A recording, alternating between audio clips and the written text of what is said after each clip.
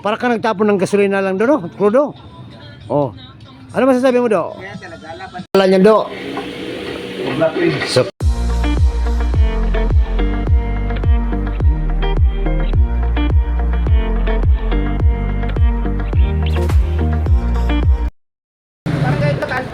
grupo ng biyahero kung saan samantala huminto po kami at kakain mo lang kami dito guys.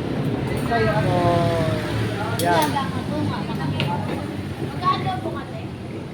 Magkadugo daw. Okay, so kakain mo na kami guys. Tsaka isang kanin, isa lang. Masarap naman laga. Vlogger yan. Don't forget to subscribe our YouTube channel. Yan, sarap. Ano pangalan tindahan nyo, te? Ha?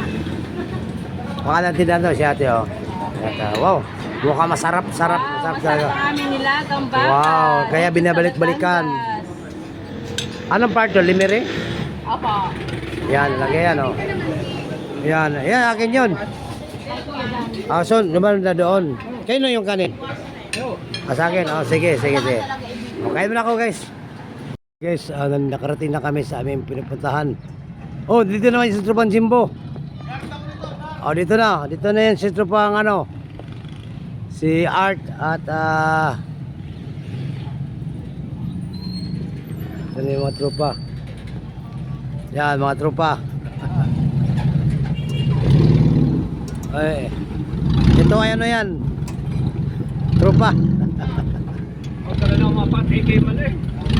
Yan, mga tropa. So dito gaganapin ang jamboree. Ito naman ang si Tropang John ice cream.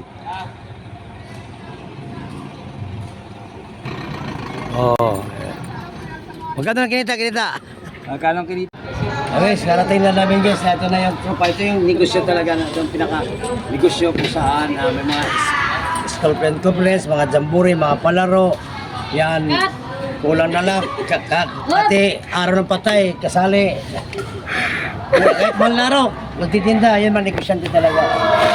Tapos, nandito naman kami. Ay meron kaganapin doon na jamboree. Ang kinikita namin ay tama lang din naman, at least makaraos ba sa araw-araw yung tama-tama makabili ng sasakyan, ganyan. Ito naman sa group, ano ba yung group ang yung mga sora ba yan, mga shake, yan si Bayard. Siya po ang iniwanan ng operasyon ni David.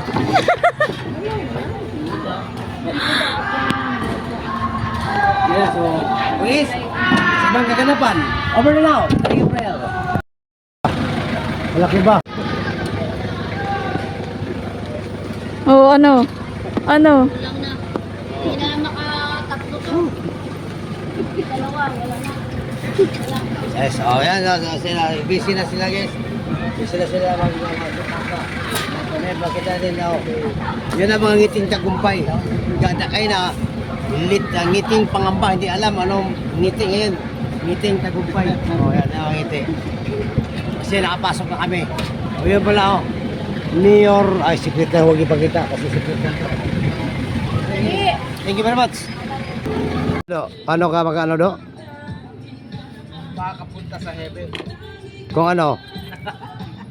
Ito, Do, andito na kami, nakaporma na kami, no? Bukas gaganapin na ang event na gaganapin dito sa loob ng school, no? So ito po ay nagbabayad po kami ito, pinahintulutan kami. So buti na lang, pasalamat kami. So may mga pagkataon talaga na mga event, special event to, no? So ito guys, so relax na mga biyahero, mga exhibitor, pero ang isa sa mga pinangamba namin, baka bukas hindi matutuloy kasi sa bagyo. Ano masasabi mo, Do? Matikto na naman tayo, di ba? Katulad sa nagpunta kami doon sa Bicol, hindi natuloy. Para ka nagtapon ng gasolina lang doon, no? Crudo. Ano masasabi mo, Do? Laban lang kasi kung di natin subukan, di man natin makuha yung mga bagay-bagay na gusto nating kailangan talagang subukan. Sometimes may struggle talaga. Experience kasi namin guys na nagpunta kami doon sa Bicol, malayo mula dito sa Metro Manila, tapos gumastos lang ng crudo, wala nangyari, bumalik kami kasi nagbagyo at stranded pa kami, nagbagyo talaga. Oo, dito mas kampante ka kasi malapit lang sa Cavite. At saka babagyuhin pa lang tayo. Babagyun pa lang tayo doon. Binagyo talaga. Binagyo na talaga. Pero mas malakas to do. Meron na hindi natuloy ang ating ano ngayon, Berande. Ano masasabi mo? Medyo malungkot ang ating sitwasyon dahil yung ating isang hanap buhay na inaasahan na alam kong maayos dahil sa bagyo na postpone. Kawawa nga si Bayart eh, gumastos na siya ng ano. Si Paring Art, ang laki na naging kapital niya, no? Oo. Tapos hindi natuloy yung ating event. Sabagay makapal naman ang bulsa niyan sigurado. Bayart. Babawi, Sayang. babawi na lang tayo sa mga susunod na event. Oh, yan si Berande ang basta nandito kami sa pagdating sa Batangas, sagot kami niya dito. Yan. Biyaya ng Diyos. Yan, sandalan namin Ang ito. makakaya. Sila si Art, yan, sila si Bayjon. At ito yung mga grupo mga taga Cavite. Yan, oh. Yan ang adopted mother at adopted father. Ako din adopted son. Ngayon, kaya tayo pauwi na. So wala tayong mga, so ganun talaga guys, no? Ang buhay bihero na minsan, nangyari na sa amin yan, nagpunta kami sa Bicol, gumastos kami ng malaki, pagdating sa Bicol, hindi natuloy ang Jamboree. So nangyari naman ito, take two na ito sa ngayong taon, no? Pero nangyari dito sa amin, yung sa Aurora Province, nagpunta kami doon mula pa sa Manila, pagdating doon, tapos puna naman ang Jamboree.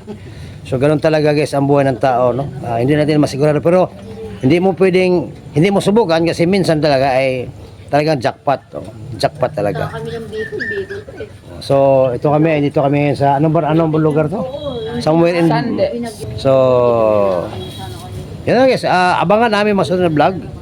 Ito si Danny Gabriel, ang probinsyano. Ano ang sa pakiramdam mo doon na hindi naman tatuloy ating ano? Ha? Okay lang? Better luck. Ayan, ganyan talaga boy, better luck next time. Grabe kalaking sawa guys, nandito na kami sa bahay ni Bainel at ni Ate Wilma. Dito na po kami kasi hindi natuloy ang aming biyahe guys. At ito yung minsan pinapanood namin sa malaking TV nila. Ito yung ang laki ng sawa naman. Sino pangalan niya do? Sa Cobra Prince. O yan. So dito kami sa labas guys. Comment kung alam mo itong lugar, lalabas ako. Okay, guys, lumabas ako guys. Comment kung alam mo itong lugar nito, ha? Somewhere in Cavite.